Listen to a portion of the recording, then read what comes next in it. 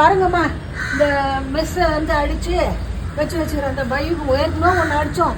அது ஒரு நாய் வந்து கடிச்சிருச்சுன்னு சொல்லிட்டு திருப்பியும் ஒரு நாய் புது நாய் வந்து கடிச்சுன்னு சொல்லிட்டு அடிச்சு வச்சுக்கிறோம். இது வேலை தான் இன்னைக்கெல்லாம் எங்களுக்கு ஒரே அமுகலாம் 2 மணிலேருந்து. எங்க பைரவி ரொம்ப எட்டி பார்க்குறாள், பத்துங்கிறாள். ஆல்ரெடி இது உடைச்சிருச்சு. ஆமாம், ஏற்கனவே இங்கே உடச்சிருச்சு. இந்த உடச்சுனா கடிச்சிட போகுது. வெளிச்சம் விடு உடைச்சிருச்சு. இதை உடைக்கவே தான் இன்னொரு மெஷ் வந்து அட்டாச் பண்ணி போட்டு வச்சிருக்கோம். மேடம் வந்து இங்க படுத்துட்டு இருக்காங்க. ஆமா வாமா,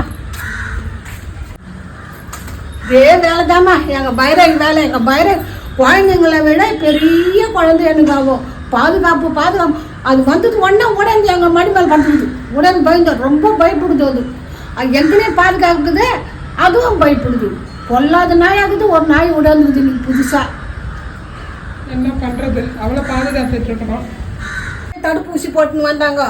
அந்த டயர்லயும் அதெல்லாம் முடியல. பாரு எப்படி படுத்து கிடக்குது. அப்புறம் எழுந்து கூட வர மாட்டேது. பின்னாடியே வளர கது திறந்தா முடியல. ஊசி போட்டுன்னு வந்து அதுவும் டயர்டா. சரிடம்மா தூங்கு. எப்படி பாக்குது பாரு. என்ன பாக்குறீங்க?